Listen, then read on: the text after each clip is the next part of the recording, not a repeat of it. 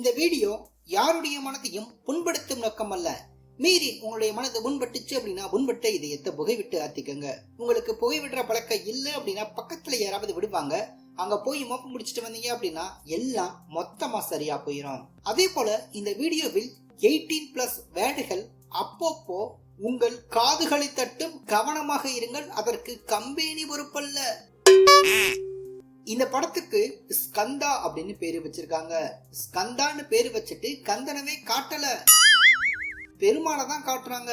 இதனால கந்தன் கடுப்பாயிட்டாரு அப்படின்னு நினைக்கிறேன். படத்தை அடிச்சு அடுப்பாக்கி படத்தை பார்க்க வந்தவன் படத்தை பார்த்துட்டு போவான் அப்படின்னு பார்த்தா அவன் பாதியில எந்திரிச்சு ஓடுறான். அப்படிப்பட்ட ஒரு அடிதாங்கி தான் இந்த ஸ்கந்தா. படத்தை ஆரம்பிக்கிறதுக்கு முன்னாடியே பூஜையை போட்டதும் போயப்பட்டி சீனு அவரை காட்டுறாங்க. போயப்பட்டி சீனு அப்படின்னா நல்ல சீனா எடுப்பாரு அப்படின்னு நீங்க நினைப்பீங்க, ஆனா அதான் இல்ல. இவர் எடுக்கிற சீனு எல்லாமே கிரிஞ்ச சீனு. கிரிஞ்சு ஸ்டார் கூட இவருக்கு ஒரு வகையில ஃபேனும். படத்தை ஆரம்பிச்ச உடனேயே இன்னைக்கு தீர்ப்பு சொல்ல போறது யாருக்கு தெரியுமா? சாப்பிட்டு வரக்கூடிய இண்டஸ்ட்ரியலிஸ்ட் அப்படின்னு சொன்னதும் வாரிசு படத்துல இருந்த தளபதியோட அண்ணனை காட்டுறாங்க. உடனே நீதிபதி, உங்க மேல இவ்வளவு கொலைகேஸ் இருக்கு, நீங்க ஏதாவது சொல்ல விரும்புறீங்களா அப்படின்னு கேட்டதுக்கு இவரு நீதிபதிக்கு பதிலே சொல்லாம தலைய மட்டும் ஆட்டுறாரு. இதனால கடுப்பான நீதிபதி இவருக்கு தூக்கு தண்டனை கொடுத்துடுறாரு. உடனே இந்த நியூஸ் சேனல்ல போடுறாங்க. இவருடைய மகள் மூச்சு விட முடியாம தவிக்க பக்கத்துல இருந்த டாக்டர் இந்த நியூஸை கேட்டு ரொம்பவே ரசிக்க, இல்ல எந்த ஹாஸ்பிட்டல்ல இப்படி 80 இன்ச்சு டிவியை வாங்கி போட்டு ஏசியை போட்டு டாக்டருக்கு இப்படி சோபா போட்டு டிவி பார்க்க வைக்கிறாங்க அப்படின்னு தெரியல. தெலுங்கு படத்துல இப்படித்தான் பாப்பாங்க போல இருக்கு. இப்படி பக்கத்துல ஒரு பாடியை போட்டுட்டு இந்த லேடி டிவி பார்த்துட்டு இருக்கோம். இது டிவி பார்க்கும் போதே தெரியுது இது டாக்டர் இல்ல அப்படின்றது. இது கோட்டு கோபி கிட்ட கோட்டை வாடகைக்கு வாங்கி போட்டு வந்திருக்கும் போல இருக்கு. அடுத்ததா காவல் நிலையத்துல இவரே கவலையில உட்கார்ந்துருப்பாரு. இவர்கிட்ட போய் வக்கீல் வண்டு முருகன், நீங்க ஏகப்பட்ட பேருக்கு சோறு போட்டிருக்கீங்க அப்படின்னு சொல்றாரு. ஏண்டா நான் என்ன சமயக்காரனா அப்படின்னு கேக்குறாரு. திரும்ப என் உயிரை விட என்னுடைய பொண்ணு உயிர் தான் முக்கியம் அப்படின்னு சொல்றாரு. உடனே அந்த வக்கீல் வண்டு முருகன், நீங்க சூழ்நிலை கைதியால இப்படி தப்பு பண்ணிட்டேன் அப்படின்னு ஒத்துக்கிட்டீங்க. அந்த சட்டம் அதை ஒத்துக்கிட்டாலும் சரி, அந்த தர்மம் அதை ஒத்துக்கிட்டாலும் சரி, அப்படியே மூச்சு விட்டுட்டு மீதி டைலாக்க பேசுறாரு. உங்க மௌனமே புயலா மாறி வரும், உங்க கண்ணீரே வெள்ளமா மாறி வரும், காலையில உங்களுக்கு ஆய் வரும் அப்படின்றாரு. கதையோட காரி துப்புற மாதிரி இருக்கு. அடுத்ததா சம்பந்தமே இல்லாத சீனை காட்டுறாங்க. சிஎம் வீட்டு கல்யாணம் கிராண்டா நடக்க போறத காட்டுறாங்க. சிஎம் வீட்டு கல்யாணம் இல்லையா, அதனால சர்ரு புருண்டு சம்பந்தமே இல்லாம ஹெலிகாப்டர் அங்கிட்டும் இங்கிட்டும் போயிட்டு வந்துட்டு இருக்கு. இவர் தாங்க ஆந்திரா சிஎம்மோட சித்தப்பா அப்படின்னு வச்சா நல்லா இருந்திருக்கும். ஆனா ஆந்திரா சிஎம்மோட பெரியப்பா. அவர்தான் கதையிலேயே ஒரு பெரிய டர்னிங் பாயிண்ட். இவர் தாங்க தெலுங்கானா சிஎம் உடைய பையன். இவரு ஆந்திரா சிஎம் பார்த்து, அங்கிள் பிரியாவை பார்த்து ஒரு ஹாய் சொல்லிட்டு வரேன் அப்படின்னு போனவரு பிரியாவை தூக்கிட்டு பாய் சொல்லிட்டு போயிருவாரு. அட கல்யாண பொண்ண கூட்டிட்டு ஓடிடுவான். இல்ல இல்ல இல்ல, கல்யாண பொண்ண ஹெலிகாப்டர்ல தூக்கிட்டு போயிருவான். சிஎம் வீட்டு கல்யாணம் அப்படின்னா புரோட்டோகால் எப்படி ஃபாலோ பண்ணுவாங்க அப்படின்றது நமக்கு தெரியும். முக்குல இருக்க பந்தகால தூக்கிட்டு போறது மாதிரி பொண்ணை தூக்கிட்டு போவாங்க. உடனேயே இந்த விஷயம் வெளியே தெரிஞ்சிச்சு அப்படின்னா மானம் போயிரும், மரியாதை போயிரும் அப்படின்னு சொல்லி அவங்க பெரியப்பா இருந்தார் இல்லையா, இவரு எங்களுடைய அரசியல் இந்த அளவுக்கு ஜம்முன்னு கும்முன்னு இருக்கு அப்படின்னா அதுக்கு காரணம் இவர் தான் அப்படின்னு சொன்னவன், அவங்க பெரியப்பா கும்முன்னு இருந்தார் இல்லையா, அவரை வர சொல்லி, ஏ பெரியப்பா உனக்கு வைக்கிறடா பெரிய ஆப்பா, பெரியப்பாவுடைய கழுத்தை திருகி அவரை காவு வாங்கிடுவான். உடனே எல்லாரும் முன்னாடி வந்து, எங்க பெரியப்பா ஹார்ட் அட்டாக்ல ஆல்ரெடி டிக்கெட் வாங்கிட்டாரு, எல்லாரும் அமைதியா போயிட்டு வாங்க அப்படின்னு சொல்லி குடும்ப மானத்தை பறக்க விடாம காப்பாத்தி இருப்பாரு. மானத்தை காப்பாத்திய மாமன்னன் இவரு. உடனேயே இந்த ஆந்திரா சிஎம் தெலுங்கானா சிஎம்க்கு போன் பண்ணி, உன் பையன் என்னுடைய பொண்ணை தூக்கிட்டு வந்துட்டான், கல்யாணம் நின்னு போச்சு அப்படின்னு சொல்லுவாரு. அது மட்டும் இல்ல, கல்யாணத்துக்கு வந்தவங்க வாய மூடுறதுக்காண்டி பாசமா வளர்த்த, எப்படி பாசமா வளர்த்த பெரியப்பாவே கொண்டுட்டேன் அப்படின்னு சொல்லுவான், ஏதோ நாய் வளர்த்த மாதிரி. ஆந்திரா சிஎம் பேசும்போது, உன் மகனை கொன்று வேண்டாம், உன் மகன் தலைய தனியா வெட்டி என்னுடைய ஸ்டேட்டுக்கே விருந்து வைப்பேன் அப்படின்னு சொல்லுவாரு. இவன் தலைய வெட்டினா அவங்க வீட்டு கேட்டுக்கே விருந்து வைக்க முடியாது. இவர் எப்படி அவனுடைய தலைய வச்சு உங்களுடைய ஸ்டேட்டுக்கு விருந்து வைப்பாரு? அந்த தலை எப்படிடா பந்திக்கு பத்தும்? தலைக்கு 2 துண்டை போட்டு விருந்து முடிச்சு வீட்டுக்கு அனுப்புறதை விட்டுப்புட்டு அடுத்த டைலாக்கு, உன் மகன் தலைய தனியா வெட்டலாம் அப்படின்னா நான் எங்க அப்பனுக்கு பிறக்கலடா அப்படின்னு சொல்லுவாரு. ஆக்சுவலா இவரு அவங்க அப்பனுக்கு பிறந்தனாலதான் இவ்வளவு பெருசா வளர்ந்து பேசிட்டு இருக்காரு. இவருடைய அப்பாவுக்கு பிறந்திருக்காரு. இவருக்கு இவருடைய பொண்ணு பிறந்திருக்கு. இவருடைய பொண்ணுக்கு ஒரு மையம் பிறக்க வைக்கதான் தெலுங்கானா சிஎம்னுடைய பையன் இவர் பொண்ணை தூக்கிட்டு போயிட்டாரு. அது தெரியாம இவரு இங்க பார்த்தோம் அப்படின்னா பஞ்ச் டைலாக்க பக்கம் பக்கமா பேசிட்டு இருப்பாரு. அவன் ஹெலிகாப்டர்ல போன வேகத்துக்கு இந்நேரம் பொண்ணை பிறக்க வச்சிருப்பான். நீ டைலாக் பேசிக்கிட்டே இரு. அடுத்ததா தெலுங்கானா சிஎம் அவருடைய மகன் கிட்ட சொல்றாரு, நாங்க 2 பேரும் பாலிடிக்ஸ் மட்டும் இல்ல, பிட்டு படம் பாக்குறதுல கூட பார்ட்னர்டா. இனிமே புதுப்படம் வந்துச்சு அப்படின்னா எனக்கு காட்ட மாட்டானடா லிங்க கூட அப்படின்னு சொல்றாரு.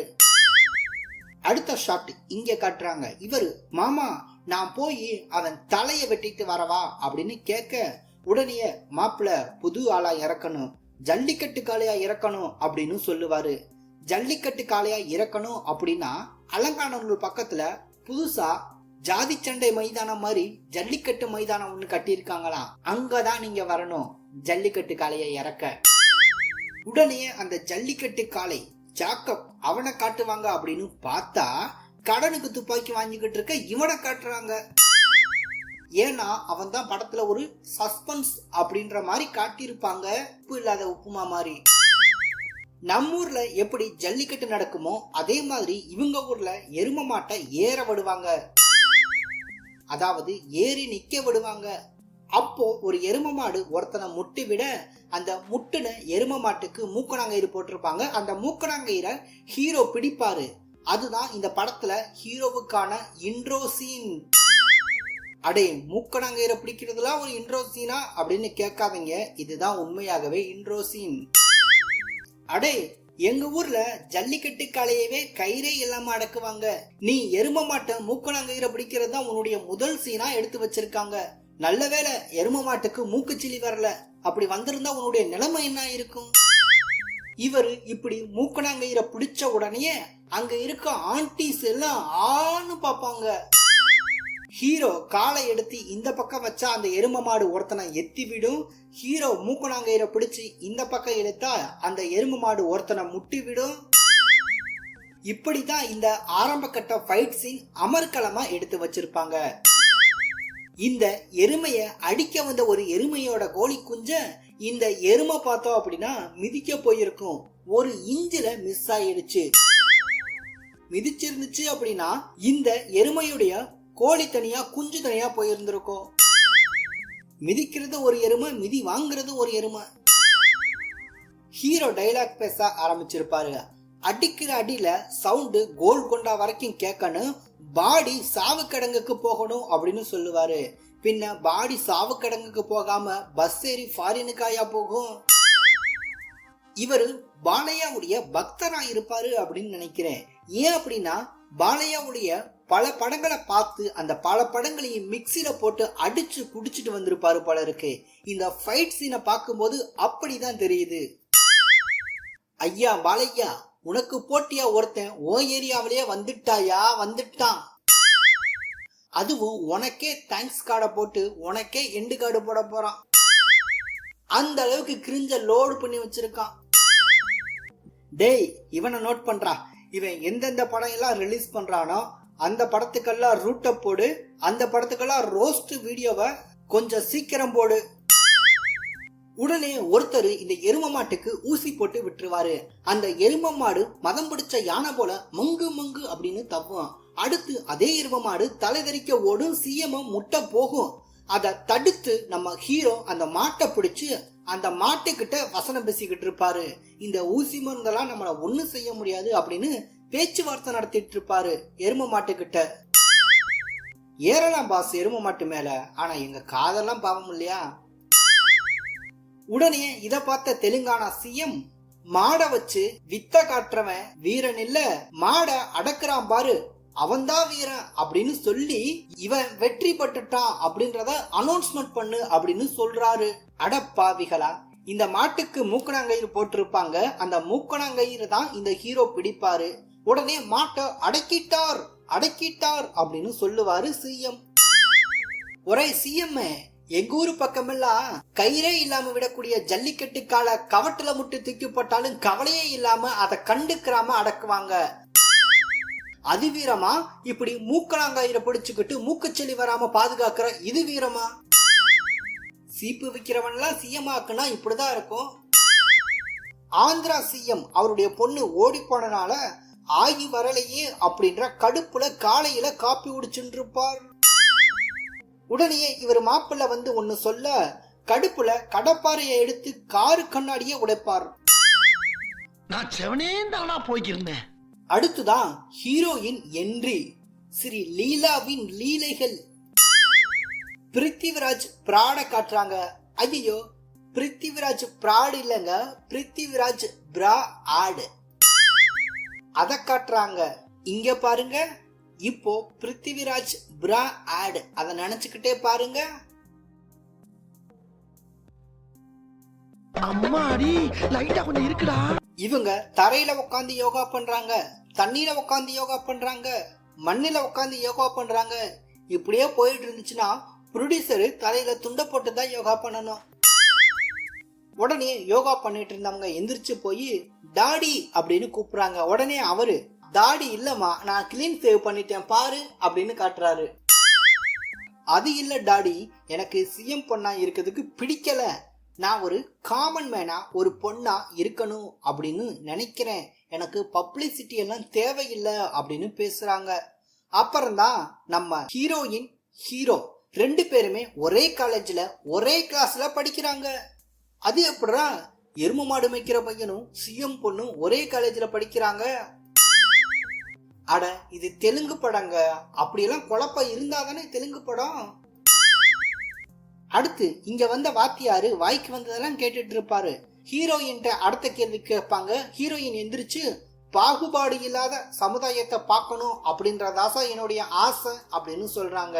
ஆக்சுவலா இவங்க சிஎம் பொண்ணு, இவங்க கிட்ட பணம் நிறைய இருக்கும், அதனால பாகுபாடு பார்க்க மாட்டாங்க. ஏன்னா ஆல்ரெடி சம்பாரிச்சு வச்சுட்டாங்க. காசு இருக்கவன் தான் இப்படி பகுமானமா பேசிட்டு இருப்பான், ஏழையா இருக்கவனுக்கு தான் அதோட அருமை தெரியும். அடுத்து நம்ம ஹீரோ கிட்ட அதே வாத்தியார் கேட்கிறாரு, நீ என்னையா ஆக ஆசைப்படுற அப்படின்னு கேட்டதுக்கு நான் ஸ்ட்ரெயிட்டா சிஎம் அப்படின்னு சொல்றான். என்ன வேலை நீ பாக்குற அப்படின்னு கேட்டா எருமை மேய்க்கிறேன் அப்படின்றான். உடனே அந்த வாத்தியாரு, மேய்க்கிறது எருமை, இதுல என்னடா உனக்கு பெருமை அப்படின்னு கேக்குறாரு. உடனே ஹீரோயின் ஹீரோவை பார்த்து கேக்குறாங்க, என்ன ஸ்ட்ரெயிட்டா சிஎம் அப்படின்னு சொல்ற? நான் சிஎம் உடைய வருங்கால மருமகன் அப்படின்னு ஹீரோ சொல்ல, ஆக்சுவலா இவங்க தான் சிஎம் உடைய பொண்ணு அப்படின்றது நம்ம ஹீரோவுக்கு தெரியல. ஆக்சுவலா இவர் தான் இவங்களுடைய வருங்கால புருஷன் அப்படின்றது இவங்களுக்கு தெரியல. படத்துல சஸ்பென்ஸ் கேட்டீங்கல்ல, அதுதான் இது. பேசும்போது நம்ம ஹீரோ நீ ஒரு ஆவரேஜ் ஃபிகர் அப்படின்னு சொல்லுவாரு. நல்ல வேளை ஆவரேஜ் ஐட்டம்னு சொல்லாம விட்டாரு. ஏன்னா இது தெலுங்கு படம், கண்டமேனிக்கு டைலாக் எழுதுவானுங்க. ஹீரோ ஹீரோயினை பார்த்து நீ ஆவரேஜ் ஃபிகர் அப்படின்னு சொன்ன உடனே ஹீரோயினுக்கு கோபம் வந்துடும். ஏன்னா இவங்களே ஆவரேஜா சுகர் வந்த மாதிரி இருப்பாங்க, அவங்கள போய் நீங்க ஆவரேஜ் ஃபிகர் அப்படின்னு சொன்னா அவங்களுக்கு கோபம் வரத்தானே செய்யும். அடுத்து நம்ம ஹீரோ உருட்டுவாரு, சிஎம் பொண்ணு என்ன பார்த்தா ட்ரெஸ் எல்லாமே கிழிச்சுக்கிருவா, கட்டி பிடிச்சு முத்தம் கொடுப்பா அப்படின்னு சொல்லுவாரு. திரும்பவும் நம்ம ஹீரோ ஹீரோயினை பார்த்து நீ ஒரு ஆவரேஜ் ஃபிகர் தான் அப்படின்னு சொல்லுவாரு. இதனால கடுப்பான ஹீரோயின் அந்த இடத்தை விட்டு முன்னாடி நடந்து போவாங்க. முன்னாடி நடந்து போற ஹீரோயினை பின்னாடி இருந்து நம்ம ஹீரோ பார்த்துட்டு அவ முன்னாடி மட்டும் இல்ல பின்னாடி கூட ஆவரேஜ் தான் அப்படின்னு சொல்லுவாரு. ஐயா போயப்பட்டு சீனு, நல்லா எடுக்கிறியா நீ சீனு? ஹீரோயின் நம்மளவே ஒருத்தன் ஆவரேஜ் ஃபிகர்னு சொல்லிட்டானே அப்படின்னு வீட்டுல போய் மூச்சு பயிற்சி பண்றாங்க. மூச்சு பயிற்சி, அந்த பயிற்சி, இந்த பயிற்சின்னு எதுவுமே வேலைக்கு ஆகல. உடனே வீட்டுல இருந்த எல்லாரையும் கூப்பிட்டு என்ன ஒருத்தன் காலேஜ்ல ஆவரேஜ் ஃபிகர்னு சொல்லிட்டான் அப்படின்னு சொல்றாங்க. உடனே நான் ஆவரேஜ் ஃபிகரா அப்படின்னு கேட்டு அடம்பிடிச்சு அழுகுறாங்க.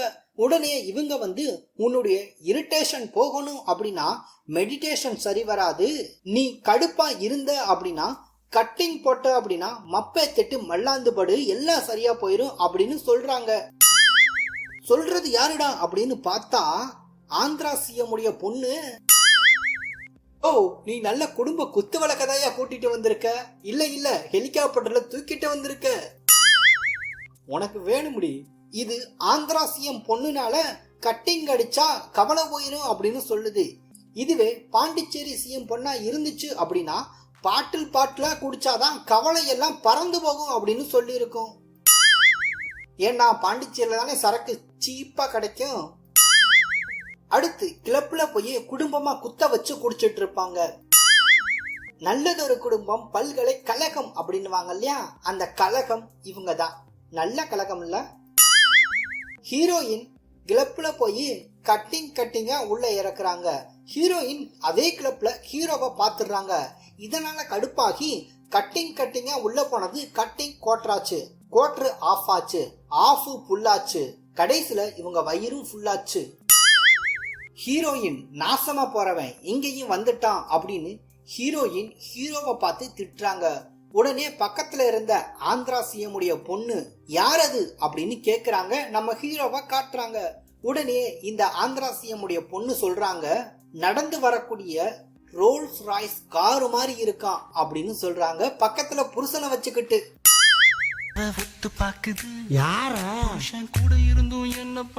ஆம்பளன்னா இப்படிதான் இருக்கணும் அப்படின்னு சொல்றாங்க புருஷனை பக்கத்துல வச்சுக்கிட்டு. உடனே ஹீரோயின் கிட்ட வந்து உனக்கு பிபி ஏறிச்சு அப்படின்னா பீப் வேட்ஸ் பேசுவியாமே அப்படின்னு கேக்குறாரு. உடனே ஹீரோயின் எனக்கு இப்ப பீப் வேட்ஸ் வரல, வேட்ஸ்க்கு முன்னாடி இருக்க பி மட்டும்தான் வருது அப்படின்னு சொல்றாங்க. உடனே ஆந்திரா சிஎம் உடைய பொண்ணு எங்க உங்களுடைய சிஎம் பொண்ண காணா அப்படின்னு கேக்குறாங்க. அதுக்கு நம்ம ஹீரோ பப்புக்கு வரும்போது யாராவது பால் குட்டியோட வருவாங்களா அப்படின்னு சொல்றாரு ஹீரோ. அதுக்கு பக்கத்துல இருந்தவர் சொல்றாரு, பப்புல வந்து பால் குடிக்க மாட்டாங்க, தண்ணி தான் அடிப்பாங்க அப்படின்னு சொல்றாரு. சோ பொண்ணுங்களை எந்த மாதிரி ட்ரீட் பண்றாங்க இந்த தெலுங்கு சினிமாவுல அப்படின்றத நீங்களே பாருங்களே. ஹீரோயினை பார்த்து என்ன பார்த்த உடனே இரிட்டேஷன் ஆனையில அத நானே போக்குறேன் அப்படின்னு ஹீரோயினை கூட்டிட்டு போறாரு. நீ நினைக்கிற மாதிரிலாம் ஒண்ணு இல்ல, டான்ஸ் ஆடப்பா. இதுதான் படத்துடைய ஃபர்ஸ்ட் சாங். அடுத்ததா தெலுங்கானா சிஎம் ஆந்திரா சிஎம்க்கு போன் பண்ணி ஒரு அதிர்ச்சிகரமான ஒரு தகவலை சொல்றாரு. உன் பொண்ணுக்கும் என் பையனுக்கும் நடக்க போறத லிங்க் அனுப்புறேன், பார்த்து என்ஜாய் பண்ணு அப்படின்னு சொல்றாரு. நீ நினைக்கிற மாதிரிலாம் ஒண்ணு இல்ல, நிச்சயதார்த்த லிங்கப்பா. திரும்பவும் நம்ம ஹீரோ கண்டமெனிக்க காலேஜ்ல கதை சொல்லிக்கிட்டு இருக்காரு. நான் சிஎம் பொண்ண கிஸ் அடிச்சேன், அதை பிடிச்சேன், இதை கடிச்சேன் அப்படின்னு சொல்லிட்டு இருக்காரு. பக்கத்துல வந்த ஹீரோயின் நாளைக்கு எங்க வீட்டுல ஒரு ஃபங்க்ஷன் இருக்கு, நீ அங்க வரணும் அப்படின்னு இன்வைட் பண்ணிட்டு போறாங்க. உடனே இன்பமா இருக்குதையா அப்படின்னு இவர் பாட்டு பாடிட்டே நடந்து போறாரு. ஏற்கனவே தெலுங்கானா சிஎம் ஆந்திரா சிஎம்க்கு ஒரு லிங்க் அனுப்பிச்சாரு இல்லையா, அதாங்க நிச்சயதார்த்த லிங்க். நீங்க நினைக்கிற லிங்க் இல்ல. அந்த லிங்கை ஓபன் பண்ணி குடும்பமா குத்த வச்சு அந்த நிச்சயதார்த்தத்தை பார்த்துட்டு இருக்காங்க. அப்போ ஆந்திரா சிஎம் பாக்குறாரு, ஓடி போன ஒண்ணு எப்படி உட்காந்துருக்கு வாத்தியாமா அப்படின்னு பேசுறாரு. இவனுங்க நிச்சயதார்த்த வீடியோ பார்த்துட்டு இருந்தா அதே கேப்ல ஏற்கனவே இவனுங்க அனுப்பிச்சு வச்சாங்க இல்லையா, ஜாக்கப்பு ஜல்லிக்கட்டு கால அப்படின்லாம் பில்டப் கொடுத்தானுங்க இல்லையா. ஆனா பில்டப் கொடுத்துட்டு அவனை காட்டல, வேற ஒருத்தனை அனுப்பிச்சு வச்சிருப்பாங்க. கன்னு கூட வாங்க காசு இல்லாம கடை வாங்கிட்டு போவான் பத்தியா, அவனை இதே லைவ்ல போட்டு தள்ளி இருப்பாங்க. அத பார்த்தா ஆந்திரா சிஎம் ஆடி போயிருவாரு. அடுத்துதான் அதே இடத்துக்கு ஹீரோவுடைய என்ட்ரி இருக்கும். அத அடுத்த வீடியோல பார்க்கலாம். ஏன்னா ஒரு படத்துல கண்டென்ட் இருக்கலாம், ஆனா ஒரு படமே கண்டென்ட் இருந்தா நான் என்ன செய்யறது? இவ்வளவு நேரம் வீடியோ பார்த்துட்டு சப்ஸ்கிரைப் பண்ணாம போறாரு பாரு. போனா ரத்தம் கட்டிச்சாவா.